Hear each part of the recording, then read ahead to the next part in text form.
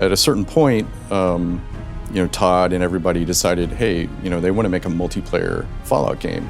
How do we create a more shared experience that builds on some of the ideas from our other games and creates basically a giant sandbox for players to come in, experience our stories, and tell their own stories? As you venture out into this new American frontier, some of your fellow survivors may not be neighborly. We have fans that have been begging for multiplayer for years, right?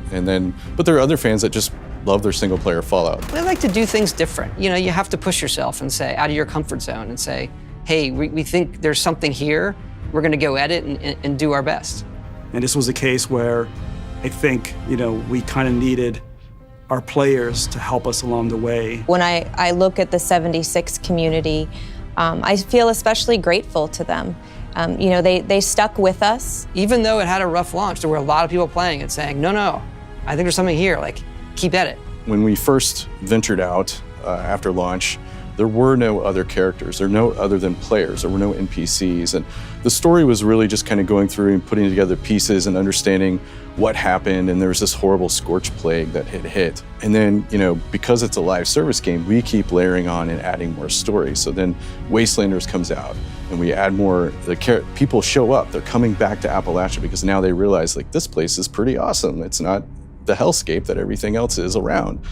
So you have raiders and settlers and all these factions coming in, and we tell their stories and build on that, and then continue to add other factions. For example, we have added the Brotherhood of Steel Returned, and that ties into the first Fallout games, right? And these folks came from the West Coast, and we have to tell their story. And with 76, the story will continue to unfold for years. It's a live game. We can continue to iterate on it. We can listen to our fans, get their feedback, and work with that. We were able to find the right people in the right spots for that project. Today, it has a very loyal audience, a big audience. It's phenomenal the things that they're able to do with that game. One of the things that we try to do, and that I think is a really good thing, is you can say to somebody hey, what's your favorite Fallout game? And you'll get a different answer, right? That each of them is unique, and 76 is very, very unique. But there are a lot of people who say, no, this is my favorite one. I want to play with my friends. These are the things that I want to do.